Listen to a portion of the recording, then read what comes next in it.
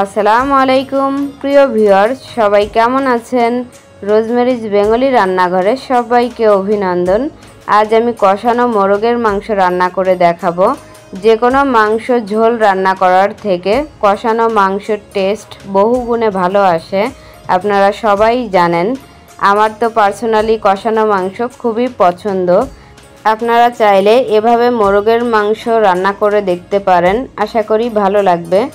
তো চলুন আমি প্রথমে মোরগটা দেখিয়ে দিই। দেখুন, এই মোরগটা রান্না করব আজ। এটা আমার বাসায়ই পালা। আমি ছোট থেকেই এগুলাকে বাসায় এই খাঁচার মধ্যেই পালন করেছি। জবাই করে পরিষ্কার করে নিব। দেখুন, আমি মোরগটাকে পরিষ্কার করে নিয়েছি, এখন পুড়িয়ে নিব। মোরগটা ধোয়ার আগে এভাবে পুড়িয়ে নেবেন। মোরগের গায়ে দেখবেন চুলের মতো কিছু পশম থাকে, পুড়িয়ে নিলে পশমগুলো চলে যাবে। অবশ্যই পুড়িয়ে নেবেন। আপনারা চাইলে চামড়াটা বাদ দিতে পারেন, তবে আমি আজ চামড়া সহই রান্না করে দেখাবো। মোরগটাকে ভালো করে পুড়িয়ে নিয়েছি। মোরগের গায়ে যদি কোনো ছোট পশম থাকে এ পর্যায়ে উঠিয়ে নেবেন। মোরগটাকে কেটে ফিরে আসছি। দেখুন, আমি মাংসটাকে কেটে নিয়েছি, এরকম পিস পিস করে কেটেছি। আপনারা আপনাদের পছন্দ মতো কেটে নেবেন।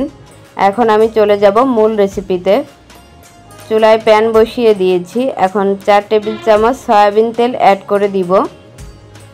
এখন কিছু গোটা মশলা অ্যাড করব। এখানে 1 চা চামচ আস্ত জিরা, 3 টুকরা দারুচিনি, 6-7টি লং, 4টা এলাচের মুখ ফাটিয়ে নিয়েছি। মশলাগুলো দিয়ে দিলাম। এখন 5 সেকেন্ড ভেজে নিব। এ পর্যায়ে অ্যাড করে দিব 4টা মিডিয়াম সাইজের পেঁয়াজ কুচি ও বড় একটা রসুন কুচি দিয়ে নেড়ে মিশিয়ে নিব। অপেক্ষা করব পেঁয়াজের কালারটা চেঞ্জ হয়ে আসা পর্যন্ত। বেশি ব্রাউন কালার করে ভাজা যাবে না। পেঁয়াজের কালারটা যখন এরকম চেঞ্জ হয়ে আসবে এ পর্যায়ে আমি কিছু বাটা মশলা অ্যাড করব। প্রথমে দিয়ে দিলাম 1 টেবিল চামচ আদা বাটা, আর দিয়ে দিব 1.5 টেবিল চামচ রসুন বাটা।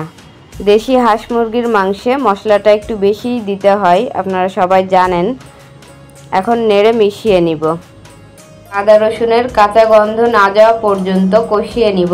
30 থেকে 40 সেকেন্ড সময় নিয়ে কষিয়ে নিয়েছি। এখন গুঁড়া মশলা অ্যাড করব। এজন্য সামান্য একটু পানি দিয়ে দিলাম, আধা কাপের মতো, যাতে গুঁড়া মশলা পুড়ে না যায়। এখন দিয়ে দিব আধা টেবিল চামচ জিরার গুঁড়া, আধা টেবিল চামচ গরম মশলার গুঁড়া, আর দিয়ে দিব লাল মরিচের গুঁড়া আধা টেবিল চামচ করে 2 বার, অর্থাৎ 1 টেবিল চামচ। লাল মরিচের গুঁড়া আপনাদের টেস্ট অনুযায়ী দিবেন। হাফ চা চামচ হলুদের গুঁড়া, 2 চা চামচ লবণ, লবণটা আপনাদের স্বাদ অনুযায়ী দিবেন। দিয়ে নেড়ে মিশিয়ে নিব। মশলাটাকে 1 মিনিটেরও কম সময় নিয়ে কষিয়ে নিব। বেশি কষানোর প্রয়োজন নেই, যেহেতু মাংসের সঙ্গে সময় নিয়ে কষানো যাবে। এ পর্যায়ে আমি মাংস অ্যাড করে দিব। মোরগটার 1.5 কেজি মাংস হয়েছিল। দেখুন, এরকম পিস করে কেটেছি। আপনারা আপনাদের পছন্দ মতো পিস করে নিতে পারেন। এখন নেড়ে মিশিয়ে নিব। মাংস থেকে একবারেই পানিটা ঝরিয়ে নেবেন না, হালকা একটু পানি রাখবেন, তাহলে মাংসটা সময় নিয়ে কষানো যাবে। সেক্ষেত্রে মাংসের টেস্ট বহু গুণে বেড়ে যাবে। নেড়ে মিশিয়ে নিয়েছি। এখন চুলার আঁচটা হাই ফ্লেমে রেখে ঢাকনা দিয়ে ঢেকে 5 মিনিট রান্না করে নিব। ফিরে আসছি 5 মিনিট পর। দেখুন মাংস থেকে কতটা পানি ছেড়ে দিয়েছে। নেড়ে দিব। এই পানিতেই মাংসটাকে ভালো করে কষিয়ে নিতে হবে। আপনাদের মাংস থেকে যদি এরকম পানি না ছাড়ে সেক্ষেত্রে চুলার আঁচটা মিডিয়াম টু লোয়ে রেখে 2 থেকে 3 মিনিট রান্না করে নেবেন, তাহলে দেখবেন সুন্দর মতো পানিটা ছেড়ে দিবে। পানি না ছাড়লে মাংসটার টেস্টটা ভালো আসে না, সুন্দর করে কষানোও যায় না। যেহেতু আজ আমরা কষানো মোরগের মাংস রান্না করব, অবশ্যই ঢাকনা দিয়ে রান্না করবেন, তাহলে দ্রুত সেদ্ধ হয়ে যাবে। মাংসটাকে ভালো করে কষিয়ে নিয়েছি। দেখুন তেল ছেড়ে দিয়েছে। এ পর্যায়ে আমি আধা কাপ গরম পানি অ্যাড করে দিলাম। গরম পানি দিবেন, সেক্ষেত্রে মাংসটা দ্রুত সেদ্ধ হবে। আপনারা ঠান্ডা পানিও দিতে পারেন, তবে গরম পানি দিলে বেশি ভালো হয়, টেস্টটাও ভালো আসে। এখন একটা ঢাকনা দিয়ে ঢেকে মিডিয়াম আঁচে রেখে রান্না করে নিব। মাংসের পানিটা কমে আসা পর্যন্ত অপেক্ষা করব। দেখুন মাংসের পানিটা কমে গেছে। আমি আরও আধা কাপ পানি দিয়ে দিলাম। অল্প অল্প করে পানি দিয়ে এভাবে কষিয়ে নিতে হবে যতক্ষণ না পর্যন্ত মাংসটা প্রপারলি সেদ্ধ না হয়।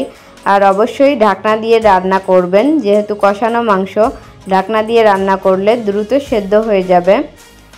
যে যেমন মাংসের ঝোল পছন্দ করেন সেই অনুযায়ী ঝোলটা কমিয়ে নেবেন। আমি এরকম ঝোল রাখবো। এ পর্যায়ে চেক করে নেবেন লবণটা ঠিক আছে কিনা, কম থাকলে অ্যাড করে দিবেন। মাংসটাও সুন্দর সেদ্ধ হয়ে গেছে। বাসায় পালা মোরগের মাংস রান্না করে দেখালাম, কেমন লেগেছে অবশ্যই কমেন্টে জানাবেন। এখন আমি সার্ভিং ডিশে পরিবেশন করে নিব। রেসিপিটা ভালো লাগলে আমাদের চ্যানেলটাকে সাবস্ক্রাইব করে রাখবেন, তাহলে আমি যখনই ভিডিও ছাড়ব সবার আগে আপনাদের কাছে নোটিফিকেশন পৌঁছে যাবে। যারা অলরেডি সাবস্ক্রাইব করেছেন তাদেরকে অসংখ্য ধন্যবাদ। পরবর্তীতে কোন রেসিপি দেখতে চান কমেন্টে জানাবেন। ভিডিও দেখার জন্য অসংখ্য ধন্যবাদ। আপনারা সবাই ভালো থাকবেন, আমাদের জন্য একটুখানি দোয়া করবেন। চ্যানেলটাকে সাবস্ক্রাইব করার অনুরোধ জানিয়ে আজ আমি এখানেই বিদায় নিচ্ছি। আল্লাহ হাফেজ।